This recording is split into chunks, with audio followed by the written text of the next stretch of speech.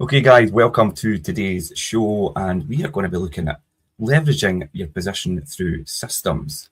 This is a really important thing, especially if you're building wealth, and we're probably pay a lot of attention to building wealth through property today because it's what obviously we do. And Jim, you've implemented and used systems to leverage yourself quite a lot in building your property portfolio. I know that obviously. But I mean, how beneficial has it been to you to get to your position and incorporating systems? You can leverage in a whole load of different ways, can't you? You can leverage somebody else's time, like I'm doing with you guys. Got you all, you guys employed, working on my behalf, and working on other landlords' behalfs as well. And then you could also leverage your monetary aspect. I mean, I think there was the other day I saw something the other day. What was it? They were like 300,000 to buy, or was it 300,000 to buy a campsite? A campsite, but it's only it's $1 million they were wanting, and it's only generating 100,000 a year in income. I'm like, I wouldn't be like generating just 100 grand. I'd be worried about that, because then I'd be thinking to myself, if I had $1 million, then I wouldn't be buying that to get that. I would leverage myself by actually taking the $1 million, divide it by 0.25. So $1 million divided by 0.25 gives me 4 million in lending. So effectively 4 million in lending alongside your $1 million, I think that's right. No, it'll give you 4 million purchasing power. Yeah, and you'd have 3 million lending. So $1 million in, million. I mean, give or take, you'll have legal fees and everything else as well. So you'd have 4 million, and then divide that by, just say 80,000 a unit to 100,000, 80,000. So you would probably get 50 units out of that. So 50 properties, 80 grand, 40 obviously 100 grand, and that could generate how much? Probably about 6,000 a year for each of them. Or am I being conservative now? You probably have been a bit conservative. So what would that generate now? Probably about, I don't know. Just working out now. How much would you get on average per unit for rent? 6,000. Oh God, 7 grand. Yeah. Holy shit. 7 grand. Yeah, boy, I'm in the right business, I'll tell you. So multiply by 7 grand. Yeah. Gives you £350,000 income out of £1 million, because you can get the bank's money to do it. So 350 grand when you think as opposed to 100 grand. Yeah, so that makes absolute sense. But when you look at it as well, somebody would, because other people were actually saying on this post, oh my God, it would actually it'd be quite difficult to actually be able to finance that on that income on a commercial loan, because there's no way you would get a good enough rates in order to make that happen at that, at a lower rate. So somebody's going to have to buy that for cash. And that's why I'm thinking, well, if I had cash, I wouldn't be buying that, because that seems like a lot of hard work running a holiday park. I was just about to say, the first thing that comes to my mind is how much work would have to go in to run that. I wouldn't want to work. I want something that doesn't take any of my time at all to do it. Yeah, and you're absolutely right. Thinking, and you buy 50 properties at 4 million. So you're buying 50, you're buying 40 at 4 million. So in 20 years' time, you've made another 4 million, because it doubles in 20 years' time. Because I'm sure a property, a 2-bedroom flat at 80 grand is going to be probably 150, 160 in 20 years' time. And if it's if it's half of that, I'm still no bothered, because there's another 2 million on top of it. Yeah. So in 20 years, you would generate times 20, 7 million in actual revenue coming in. Remember, there's overheads to come off as well. So 7 million in revenue, but you'd also generate another 2 million in terms of capital appreciation at 50% over 20 years. If it's 100%, you're generating another 4 million. And it's like, well, I've only put $1 million in. See, 7 million income over 20 years plus possibly anything between 2 and 4 million of a capital appreciation. I think the penny's dropping about property investment for most people anyway. Some people just don't get it. Or what happens is they just fall by the wayside because they don't actually believe it'll work for them. See how I said that? Don't believe it'll work for them. Because it works for me. Yeah. And it's the exact same formula, so it'll work for you as well. The thing with property investment as well, and I see it quite a lot, is people will start out and they'll have one property, possibly get into their second, but they've not got the patience to wait on it, get into that turning point, and they just kind of think, oh, this is not working, it's not going anywhere, because they've not given it a chance to build and compound. Yeah. So leveraging your income is not about you doing it all yourself. It's not about saving, bits here and there. It's about investing systematically a same amount and being disciplined to do it every single month, irrespective, come hell or high water, whatever happens. It's like, no, that is definitely getting invested every single month. That is it, and you just forget about it. It goes in the back of your mind. 20 years later, it's a really good nest egg if you're doing index funds, because index funds will move up over a 20-year period. I mean, they have moved up over the 20-year period. They've moved up over the 5-year period. If you look at index funds now, the NASDAQ, the S&P 500, the FTSE 100, they've all moved up by about anything between 50 and 120%. And that's because of there's money out there for people to invest. Because what they do is they borrow it, they leverage themselves as well. That's what they're doing. And then they invest it as well. So they're making money. So it's like, oh my God, this is like a house of cards, isn't it? So you have to understand your risk when you leverage as well. So I'll come back to saying, and you've actually put it quite elegantly here, leveraging through systems is building structures that generate income without constant input. Yes. Cha-ching. I'm pulling the handle on the slot machine, by the way. You didn't get that anymore, do you? No, I know you didn't get it. Oh, you think press a button and that's the end it. It's not the same. It's like pulling it. Cha-ching. That's probably the way to do forward. I think that's how you leverage your position. Yeah, and the thing, because as it says, we'll concentrate a lot on property investment today. And I think if you're somebody that's wondering how people build a property portfolio while they're working full time, this is definitely an episode to tune into and listen to what we're going to cover. Because I mean, Jim, you've done it. You're the prime example of how it could work and how you can use your own time in the beginning if you're trying to get off the ground. I was just about to say that. We're going to say, obviously, about implementing systems and using them to help leverage your position is not about all your time and all your hard work, but we're not saying that there's not hard work in the beginning. But what I would say is leverage a letting agent's time. Yes. Now, the reason I say that, and it's not because we're letting agents as well and all the rest of it, it's nothing to do with that. Because if you get them off the go on the start, if you get them from the beginning, they understand how to work with you then over that period of time while you start to scale up, and they scale up with you. The worst thing you could do, in my opinion, now that I look back, is like get to 40, which is what I did, and then said, right, I need somebody else to run it. And it's like, oh, that's just like taking. It's like, I tell you what, instead of one book, there's a book and 5 chairs on top of you at the same time. And it's like, oh my God, it's like, this is too much. Our system can't cope with this. And then that's when it all goes pear-shaped for you, because then you are overwhelmed and you think, I need to offload this quickly because it's too much pressure for me now because I've got into that position. And then that's what causes a problem. Or you leave your job and then you concentrate on that, but then your income drops as a result. It lives from day to day, and then you're having to take an income out of your actual portfolio. Now that income might be, if you're talking about $7,000 a unit times 40, 280 grand. So you'd probably be able to pay yourself a salary out of that, which would be, but then, because when you think about it, 10% to a letting agent or 12% to a letting agent, then you're talking about 28, 30 grand for that. So do it yourself then. But then you'll probably never be able to scale out of that, because then it's, unless you get other people, here's what happens is you'll start employing other people. And it's like, do you really want to be an employer? Because I tell you what, the welfare party, sorry, the Labour Party, will not be sympathetic towards employers, and they certainly aren't. So then you'll have to have PAYE, then you have to have national insurance employers, then you have to have pensions, then you'll have to have a HR department, HR resource, then you'll have to have somebody to do your bookkeeping, and it's like, oh, I could do it all myself, you say, and it's like, okay, you've got another job. So congratulations, you've made it, you've retired from your boss, and you're back where you were, but with less security.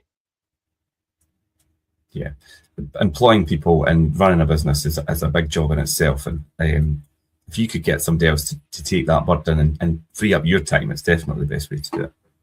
Yeah, definitely. So I think that's it. So it's leveraging through the systems is about leveraging the what you've got and everything you can get your hands on round about you to basically become a time lord. You want to become a time lord. I don't mean in the Doctor Who sense. You want to duplicate your time by getting other people to do the work that you would have done. So therefore, I mean, Bezos, classic example. When he started, first of all, in his garage, he's only got 24 hours in the day, 168 hours in the week to work. But then he gets someone else in, and he's got their time now as well. And then he gets another person, and he's got their time as well. And that's where, rather than employ, you'd want to subcontract people, because that is easy to offload if you need to. A classic example of that is letting agent. You get a letting agent on board you use in the beginning, and yeah, you can share some of your income with them to build your portfolio while you still concentrate on your career and build your career and still make a living and probably do something you really enjoy. If you don't enjoy it, then you can go do something else, can't you? Because you've now got something running alongside you. So you've always got that safety net if it worst comes to worst. So you can do what you want whenever you want. That's the most important thing. It's not about getting rid of your boss. It's about doing what you want to do whenever you want and in control of your life, or supposedly feel in control of what you like. Yeah. So you're using your leverage. You're leveraging time from other people. So Bezos now is, I don't know how many people Amazon and the whole group employ. We could say, I don't know, 120,000 worldwide. Let's just have a look. Let's just have a look. High figure.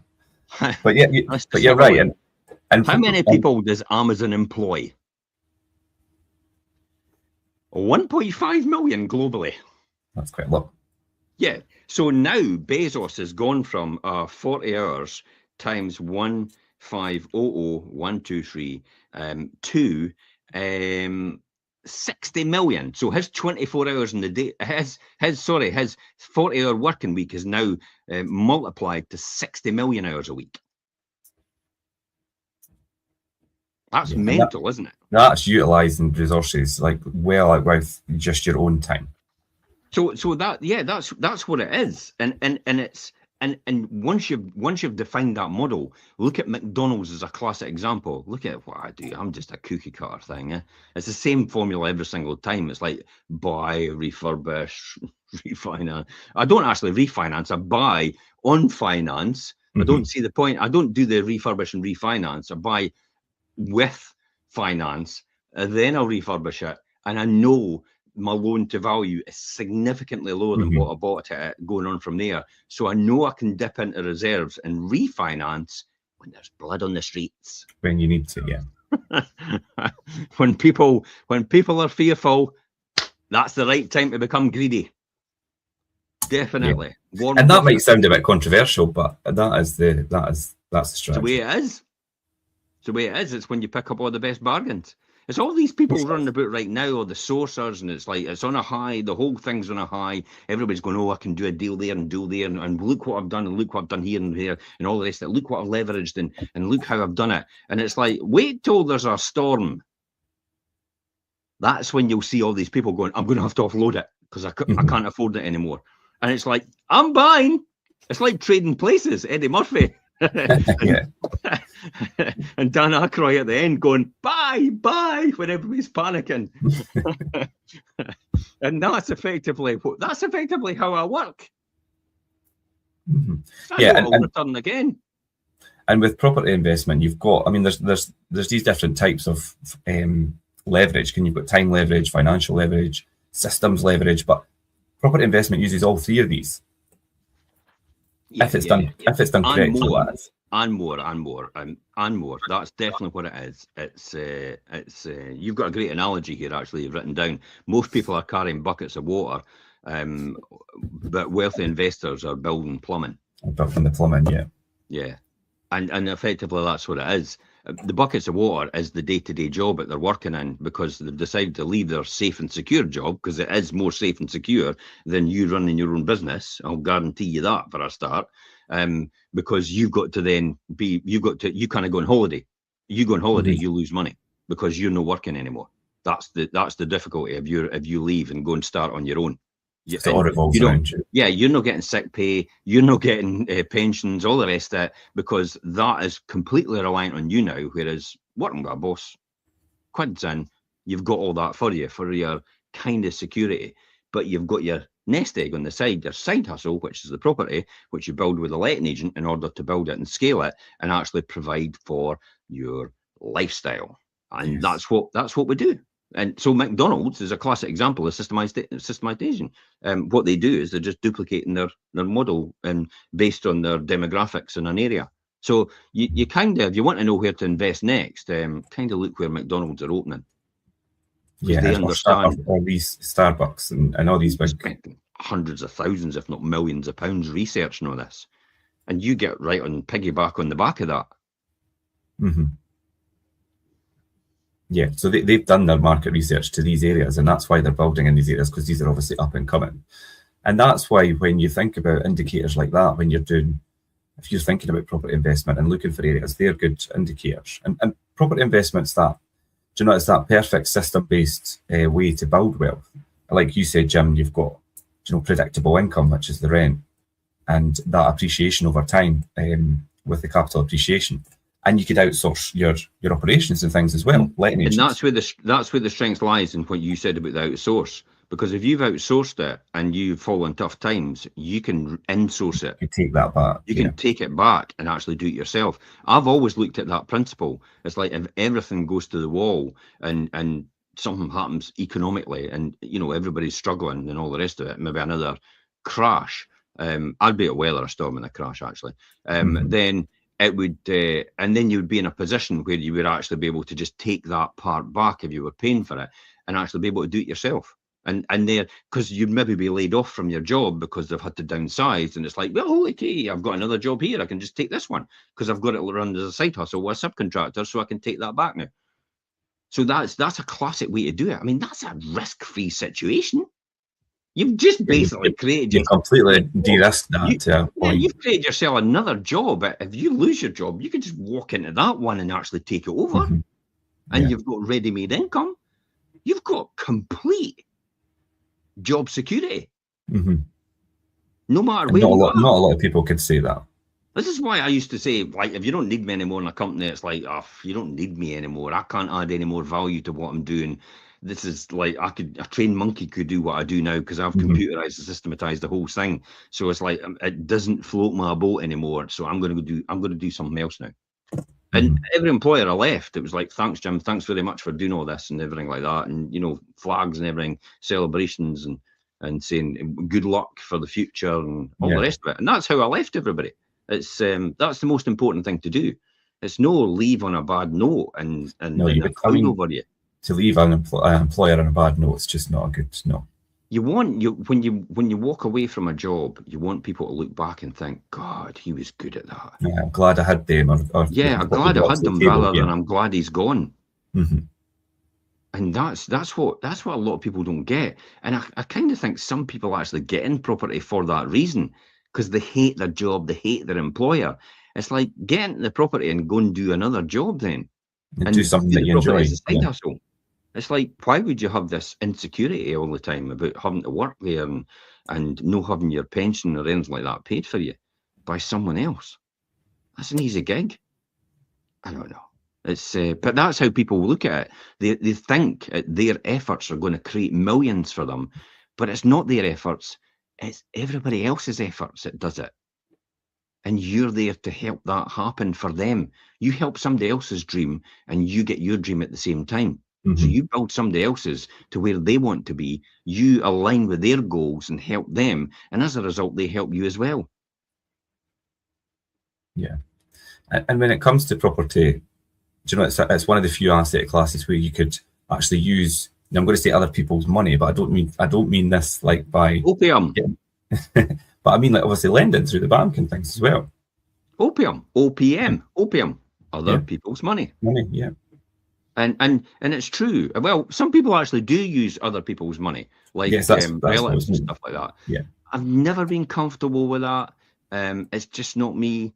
I like the relationship with the banks. With the banks and lending, yeah. Yeah, and my own thing. But if you're obviously starting for the very, very scratch, then my probably recommendation would be go straight for an index fund at this point in time and actually grow that over a period of time. And what to do is then use that as collateral against 100% lending with a commercial lender like the Bank of Scotland or somebody like that, or Clydesdale Bank or anybody like that. Maybe do a housing investment loan, but they might give you 100% because you've got maybe about 30 or 40% of that value is in this fund or in this investment fund that you've grown. It's got built-in, like built-in money. Classic example is if I, my versatile investment plan, my endowment plan, when I used it as 100% for 100% collateral, for a collateral 100% lending when I first started, was worth about 20 grand. I got 100 grand's worth of lending against that. So I was able to buy, and 30 years ago, you were buying houses at flats at 15 grand. There's a no-brainer there. And I didn't cash these in to pay that. I just gave them as security because they had guaranteed payout amounts on them. So that was it. The guaranteed amount was 20 grand. So I just left them accumulate. So I was making money on that, and I was making money on that money. It was making money on the money, on the property. So I was making money on the money itself. So it's like, that's great, eh? It's a no-brainer. And that's effectively what you're, on a bigger scale, that's what your people like Musk and that are doing. They've obviously got their shares that they use and the value of the company. They're using it to borrow and lend against, and they're guaranteed, because what happens is they put a stop loss on it. So what happens if it goes down to a certain amount, the bank immediately can sell it on the market and actually get their money back straight away. So it's a no-brainer for the bank. There's no risk.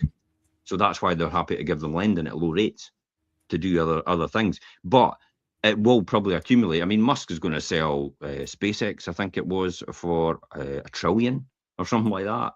It's like, his bonus is going to be huge because that was built into that.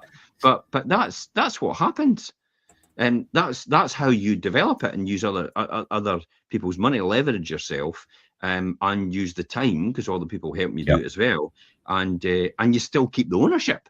Yeah, that's the thing. Yeah. Especially, and you've not cashed anything in.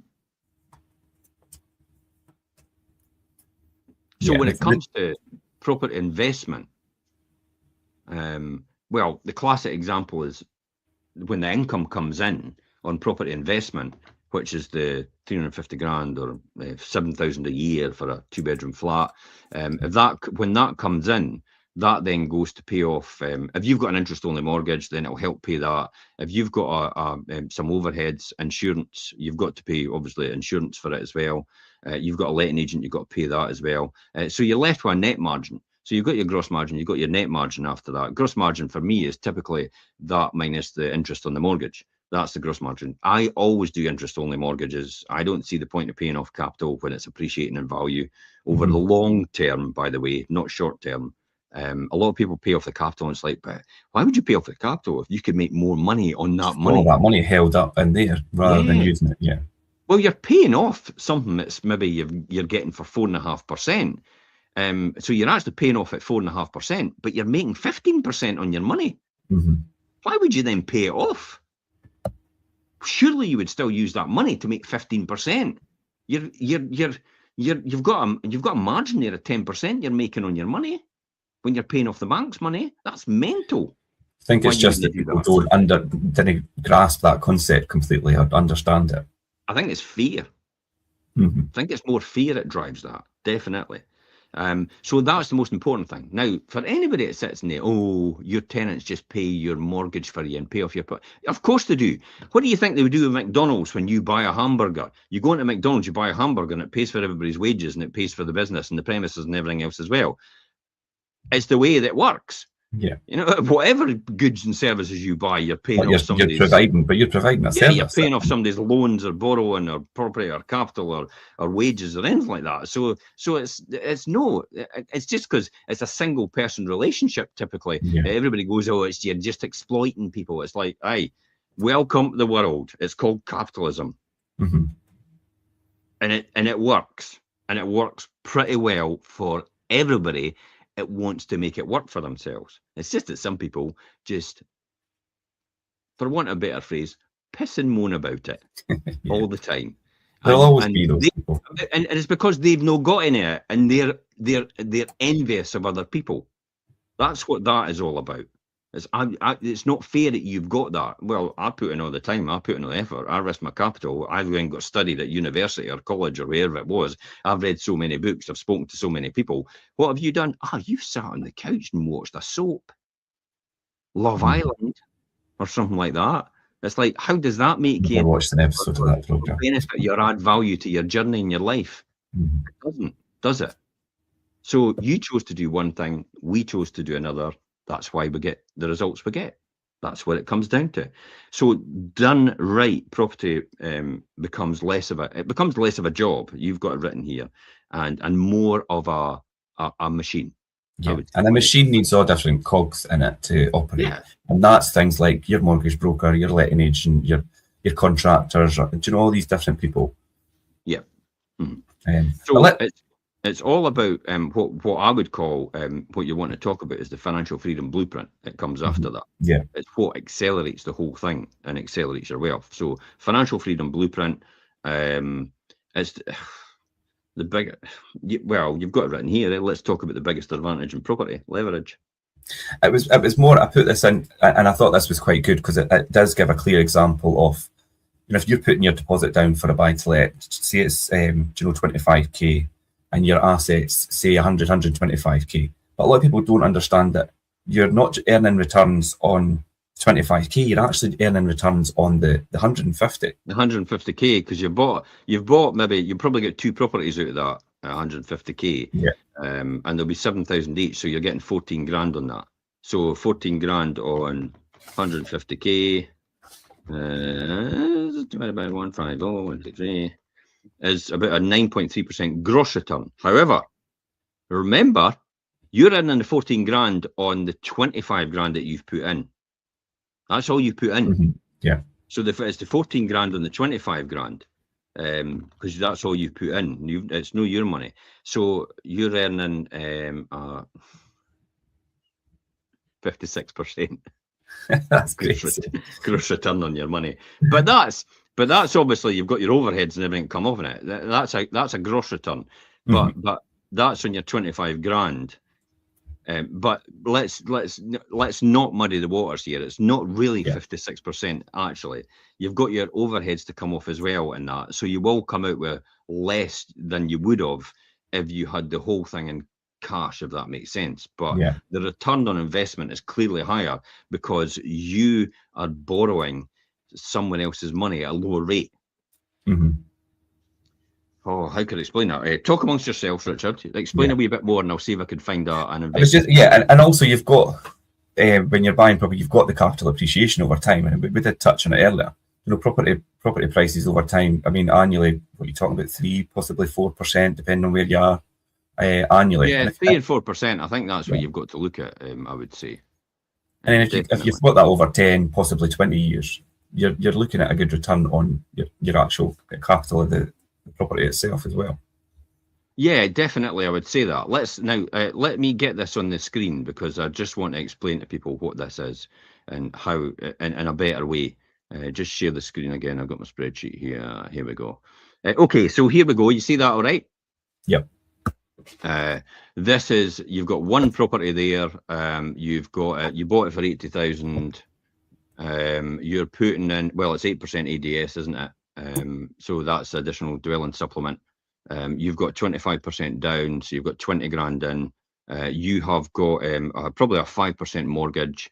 Arrangement fees probably about 3% just now, and you've got I think we said 600 a month rent. So 600 a month, and in terms of rent, you've got 7,200 at the top. See that here? Yeah. Could I zoom in on that? Is that possible? Yep. Okay. Yeah. So I could zoom in on that now. And I'll get that here.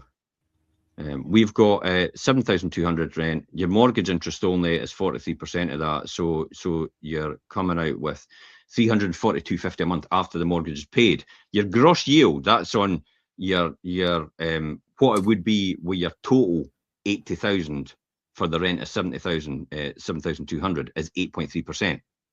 But your gross yield with the mortgage is 15.6%. See that here? Yeah.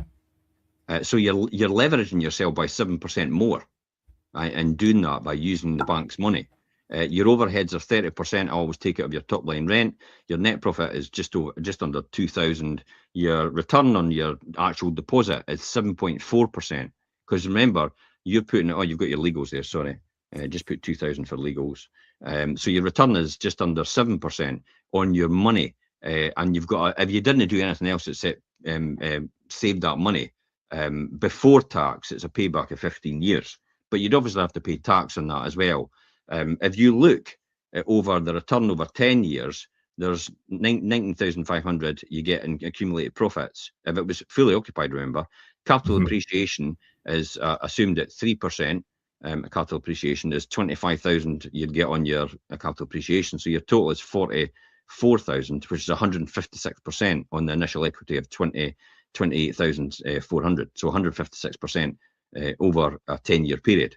Now, I just said to you probably FTSE 100 is probably about over 5 years, it's probably about 50%. So that's pretty good. And you've got something tangible you can touch. You've probably been a wee bit modest with the rental value as well, given the current market. I know, so. But I don't. But it's better to do that. Yeah, I don't want to make it bigger than it was. Sure. And if you put that just down to there again, so we've got that in there. So you can play about with this and change this overall and change your occupancy rate and say, I tell you what 0.8, right? Okay, so my net profit is now 270 per annum. So break even is 8 months. So if you have it unoccupied for 4 months of the year, you still get that rent, you'll probably break even round about the 8 month period. So 4 months of the year. If you then say, I tell you what, my overheads might go up a bit. Your overheads might go up to 40. Well, you're still no out the box there, 50. You're still no out the box there, 55. There you go. Break even's 55% in overheads of your top line rent. If your mortgage rate goes up, typically I do a 5-year fixed rate deal, so that keeps the same all the time. But if your mortgage rate goes up to 9%, where are you before you? I see about 8.5% is probably your. See that is round about your break even. You're down at minus £213. So you can go back down to 5 with that. If your rent suddenly, because there was a huge amount of people on the market and the rent market started to drop to 500, then you're still okay. If it dropped to 400, then you're breaking even at 400. So you've got a property which actually could make 600, but it's only making 400, which is 30%, I think. Yeah, 30% less than what you would actually get in the market rent. You're still breaking even with that property, so you've still got nothing to worry about. If you lose your job, for example, you've got 600 and you lose your job and you've got 10 of them, you've got there's overheads 30%. Now 15% is typically what you'd be for a letting agent with a VAT and everything. So you've got 11,000 you could actually take if you take that over yourself. And if you do your odd jobs as well, which is the overheads included, and you might be getting about 20% of that. So you probably get a wee income of about 14 grand out of that for 10 properties. And you've only ever put about 226,000 in for 10 properties like that. See in there? Yeah. So you can see how you can work that, and it could benefit you overall. I think for me personally, that's the most important point out of this. Is you know where your security lies and your risk lies out of this overall, and that's what we talk about you're earning it on the 25,000 or the 20,000 rather than actually the full value of the property, because you're using the bank's money and the only money you've got in is that overall. I think that's the most important point out of this. So the systems behind building a property portfolio, the core differentiator, it is financial freedom blueprint broken down to 4 sections, we'll say at this point in time. Deal finding. Finding the investment, I think, is first and foremost, and it's whether you've got a good agent that could advise you on where to find the best investment properties, and that's area, tenant demand, and the kinds and types of properties that are in demand. It depends on your target audience, but is it a family area, is it a student area, is it working professionals? All of that, and build good relationships with local agents and have I think it's key to build the relationships with the agents. I don't think it's a popular opinion just now, because everybody's like, we're going to be deal sourcers. It's like, this is what they're taught because they want to leave their job and they want to go full time doing something. So they want to be deal sourcers. God, deal sourcers are 10 a penny. And some of them are really good, and some of them are just absolutely appalling because that's the person that's taught them on their property guru training course, or Furu training course, fake guru, who actually says that this is the way you can make income doing deal sourcing, and you can sell a deal to someone else for £3,000. I'll be honest, it's been going on since time began, this deal sourcing, and that's what they call it now. I am not a fan of going to these people. Sometimes it can work, but I think it's just, you don't know what you're getting. Yeah, and you have to get a reputable person, somebody that's maybe got a track record in this. It does it very, very well and can get the right opportunity for you. I just didn't like the word deal. It's just, I know you don't like that word deal. it's you know, like as soon as you say deal sourcing, I just think snake oil salesman. Straight away. I don't know what it is, but that's just the impression I get because there's so many of them out there. It's an unregulated industry, and it gives a lot of people, even the good ones, a bad reputation as a result of that. So your agents could be, your estate agents could, and again, I am an estate agent. Yeah, we are estate agents. And you would say that. It's like, no, it's nothing to do with that. I've always sourced off estate agents. I've always sourced off people I know as well, just in the know.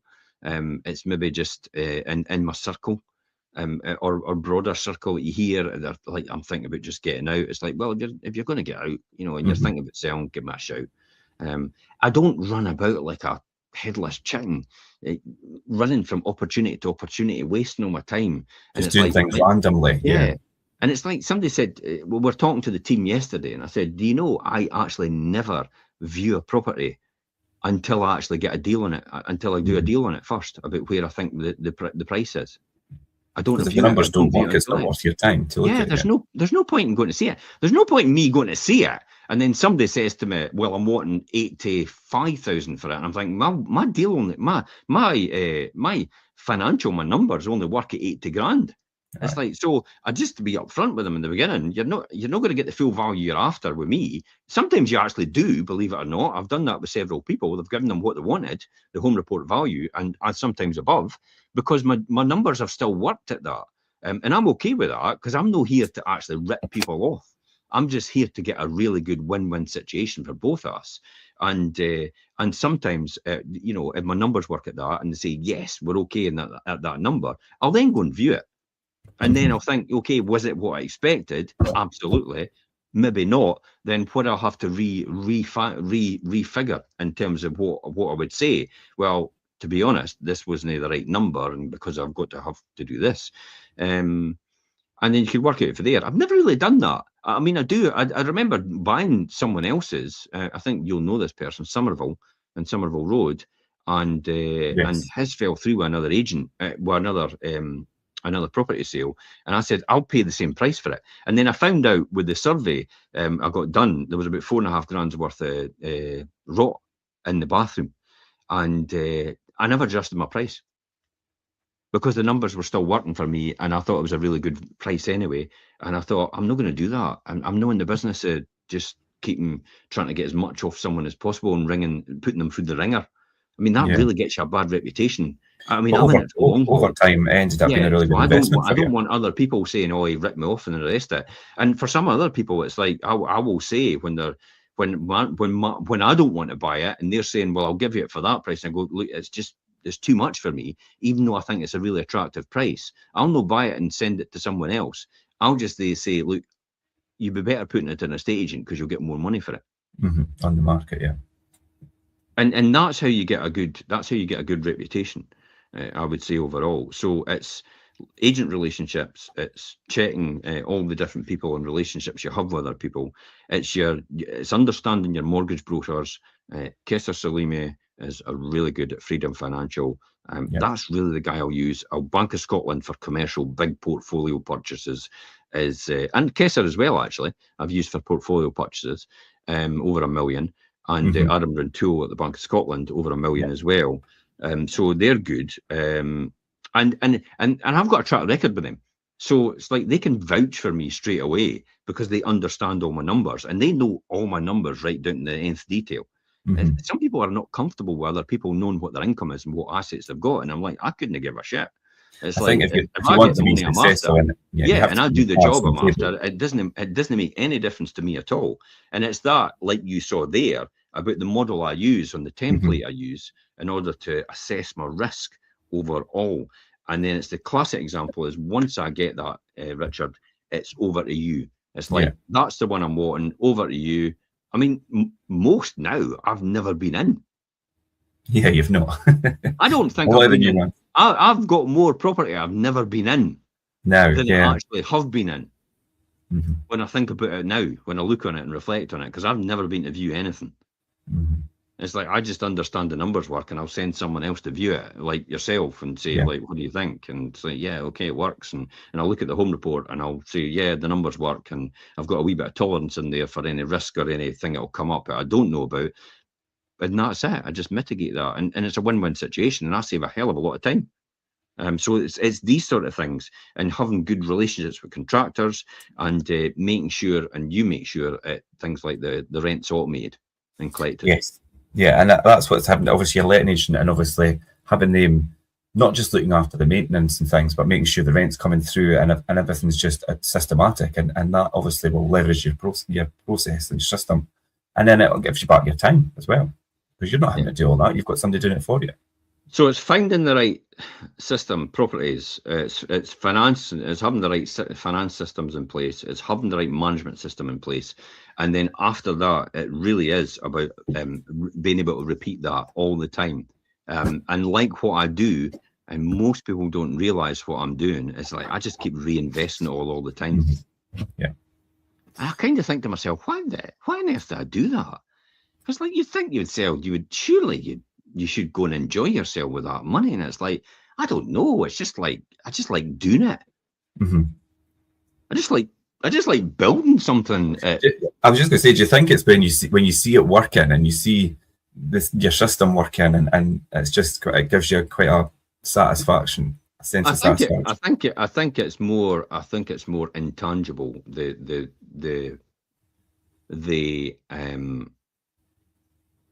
What you get out of it, I suppose. Somebody actually mentioned the other day about, it's just about being bored. I tell you what, I'm as bored as ever. It's like, that's why I have to run, cycle, swim, climb mountains, dive. That's just to keep myself occupied and keep myself away from what actually works and stop touching it. It's like, it's just stop touching it. Right, if it works, leave it alone. Stop touching it. It's like, just don't touch it. It makes money. Don't tinker with it. Don't change it. It makes money, for God's sake. Just be bored, because it pays well. Yeah, and I did put in here, and you touched on it earlier, and what the practical strategy is, and it's the BRRR thing. And I did put it in here and break it down into steps so we could go through it. And it's a system that many investors use, and it helps them kind of scale faster. And that's buying a property. Not always. I did put here buy below market value. Now that's not always the case. It doesn't have to be below market value. And I think looking for cheap. So let me just explain to you where we are with this. I do BRR, buy, refurbish, rent. Yeah. The refinance comes later on, but the refinance only comes later on when I've got other things I want to buy, not just to refinance to have money. Yes. That doesn't work for me. I would, as I said before, I would have the security of a really low loan to value.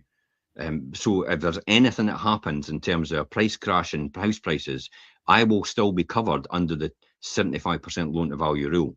I will still be in that tolerance level. And therefore the bank won't come to me and say, we're going to have to call in some of your loan and you'll have to pay some of it off because we need to get you down to that figure again. And I've seen that's what happens.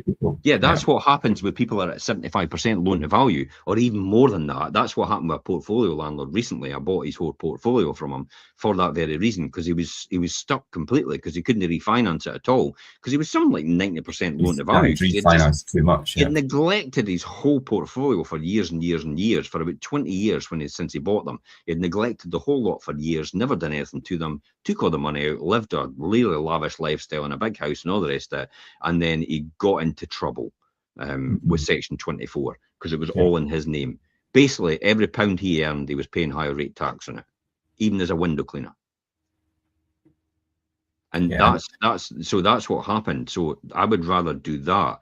But yes, I've got to agree, if you do buy at an attractive price, I don't like saying below market value, because if you buy at an attractive price, it doesn't necessarily mean to say it's going to be below market value.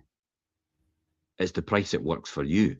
Or it doesn't necessarily mean it's going to be a good investment. I see it quite a lot where people even below market, don't know the tenant demand, don't know whether that kind of property is in demand, and they'll just look at the price and think, oh, the numbers work, but then they don't get a tenant.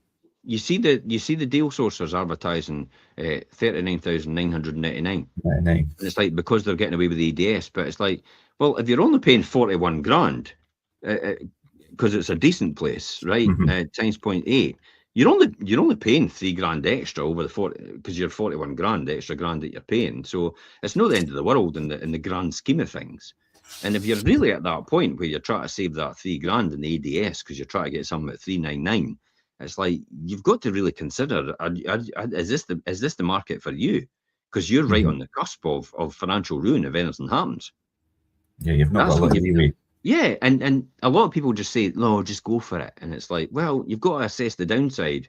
If it goes horribly wrong, where is it going to leave you financially? Are you end up going to have to be bankrupt or whatever because they foreclosed the loan on you because you've got a personal guarantee on it? So that's why you have to be considerate. I mean, you can't say buy below market value or what's an attractive proposition. You can add in value on the refurbishment because maybe it's I don't know, 10 grand below what you would normally get on the market, but you're only needing to spend about 2 or 3 grand to actually get it to that value.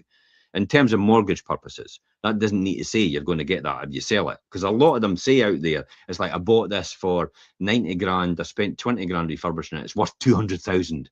And it's like, how do you know it's worth 200,000 if you've not sold it?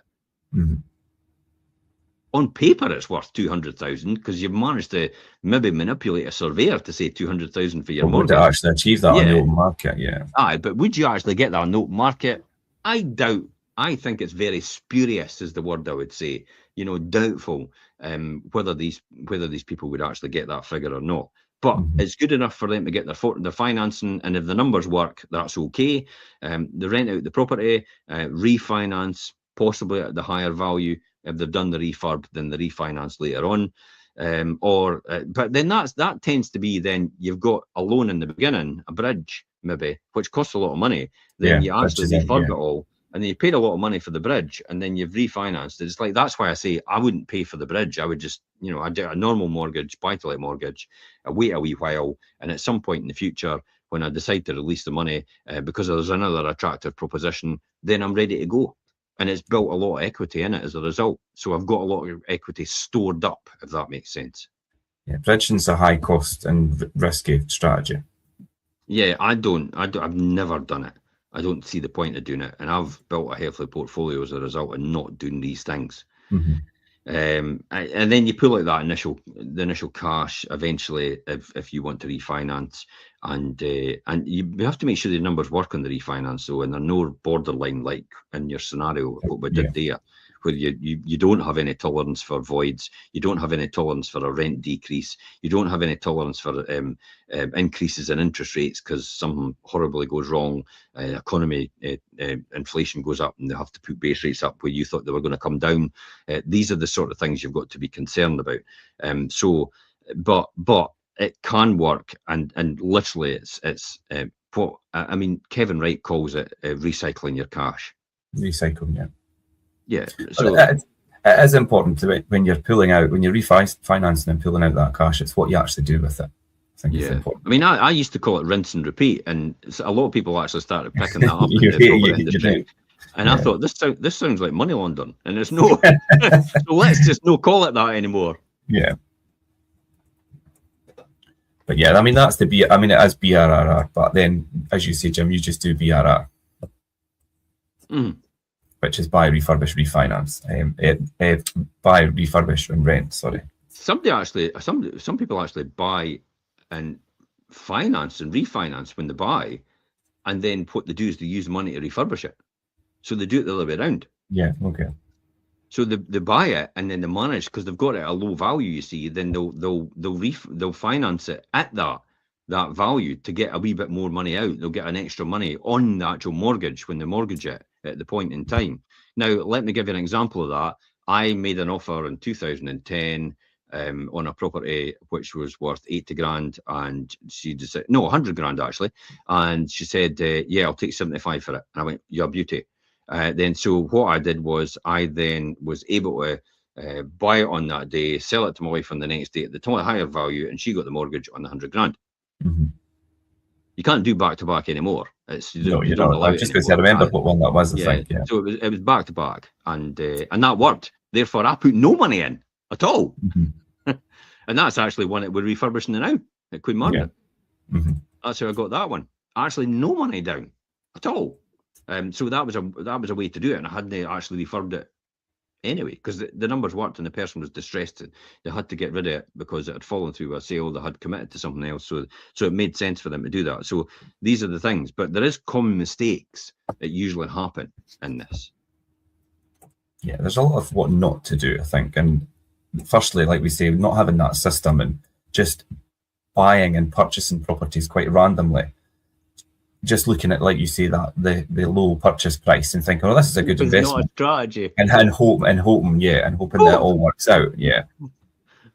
That's not a strategy. I think that the methodical approach that you've, like your spreadsheet there, Jim, your spreadsheet's brilliant because it plays out every eventuality in terms of risk analysis. And if you could de-risk a situation to that extent, then you're in a good position. Yeah, that's why I never need to really worry that much, because I know I've got a huge amount of tolerance on all these different parts, on the moving parts that could actually have some sort of. And then, as I said, if you fix them and like the interest rates, then you don't need that moving, and that's always the same. So that's certainty, and that's not just hoping for the best. Interest rates will maybe come down. People will pay more money for your rent. That's what people did in the early 2000s. They were on this buy to let. Mm-hmm. Like whoosh, it was going right up. And they were like, and people are actually buying property on mortgages and actually paying towards the mortgage because they thought it would go up over in price over time, and actually subsidizing the rent. That's not a strategy. No, that's not a strategy, no. But then we come back to saying about the other one is no strategy, is doing it all yourself. Mm-hmm. I did that in the beginning, but it's not a system, is it? It's not really a strategy as such. And it's not a system because you're doing everything yourself. So it just relies on your ability to perform and be there all the time. And if you've only got 24 hours in the day and you're working full time, then guess what? When you come home from work, like what I did, you're going to have to work during the night and in the middle of the morning to get. And you could only do that for so long. Yeah, there's a couple of times I've passed out. Mm-hmm. Just with exhaustion. And it's like, oh my God, this is like, I had to lie down on the floor and just go to sleep for an hour just to try and get my energy back. It was just exhausting. But you can say, well, it worked for you. Why would it not work for me? And it's like, yeah, but that's a big price to pay. It's a big, it took a big toll doing that. Yeah. But then if it guarantees you what I've got, then hey, just accept it, pay the price. Yes, because you'll get what you'll get. What you'll get riches beyond your wildest dreams, I suppose. Mm-hmm. Yeah, I suppose it's all about where you want to be and what you want to achieve and how much you want to sacrifice to get there. But and what we said about with poor financial buffers is what we talked about, having this, having the proper system and the proper research into what your investment is, because your systems without these kind of resilience, they will break at some point. I would say, yeah, definitely. You've not got any tolerance in there at all. You just, and that's why I never rely on the income, because then if I relied on that income, then I've got no tolerance to if anything happens. You've suddenly got to look at that one. We've got a chimney to sort, and apparently we're getting quoted like $6.5 grand. And it's like I would never have thought it'd be that price. But lo and behold, downstairs are actually half liable for it as well. I've got another one further up the street as well. It's just the same situation. So there's situations like that where you've got to get things like that done, and you've got that financial buffer there. So if you've got no buffers, then you could be in trouble. Mm-hmm. You need to get a roof redone. You need to get a heating system, especially a heating system. I mean, heating systems are like £2,500 to £3,000 now. So if you've got, and that's just a boiler installed. If you've got radiators and everything, you're talking a lot more. So if everything goes pear-shaped in terms of the heating, then you've had it, because it's going to have to come out of your income. And most people don't have their even financial buffer for their own personal lives, never mind their business. Never mind the vitality investment, yeah. And then another mistake, the fourth mistake I'd listed here, was these people that are chasing deals instead of actually building a process. And professionals tend to build like the pipelines rather than the amateurs who are chasing all these opportunities all the time, rather than building the foundations and the pipelines for something that's got a lot more structure to it. I think the phrase is, I can wait. Mm-hmm. I can wait. I've got plenty of time. And even if I've not got plenty of time and I pop my clogs, my kids have got plenty of time because it goes to them. It's a legacy. Mm-hmm. Yeah. So it's a system that works that way. Yeah, so they've got plenty of time as well. So we can wait for opportunities to appear. We don't. There's no real urgency to run out and get everything all the time, every time, and look for opportunities everywhere and anywhere. That's just, is that a busy fool? Yeah. That's effectively what that is. And that's why a lot of people run out of steam and they end up, oh, it never worked. It doesn't work. And after being on a course, it doesn't work. It's like, because you run about like a blue-arse flea. I know, and you see that there's property investors that have been in it for, 10 plus years. They've seemed busy and run about for a long time, and they've ended up selling up, and they're kind of not even broke even sometimes at the end. And it's like, how did that happen? I've got the show for it, and I'm like, oh my God, you're joking. It's as if you're just taking it easy and just done it properly, and it's like, my God. Yeah. But then that's what happens. And I'm buying, by the way, if anybody's out there. Yeah. But I think the message we're trying to get out this morning and kind of make clear is that wealth isn't about, it isn't built by working yourself so hard and so much harder. It's built by designing systems that actually work for you and give you your time back as well. I think it's clear to say that property is quite powerful, and if you've been listening to the show all the way through, then I'm sure you'll be on that same page as us. But not because it's property, but because it allows you to combine the leverage within systems and leverage yourself if you've got the right systems in place. Property investment's powerful. Mm-hmm. Property itself, your own house that you live in, it's your own house. It's for your own house. It's not really a capital appreciation thing. Yeah, because you're trading light for light, moving from house to house. The only way you're ever going to get that money out is if you go and rent somewhere and release all that money to use later on. That's when it becomes valuable to you. But if you just go and buy another house, and that's why people buy huge houses like 500 grand, they end up going living in a 200,000 bungalow, and then they're using £300,000 as well as their pension for the rest and their state pension for the rest of their life. Mm-hmm. And then that's how they'll do it. So that's just another strategy of doing it. And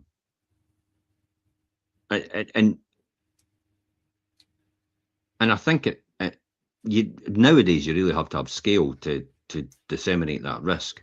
Mm-hmm.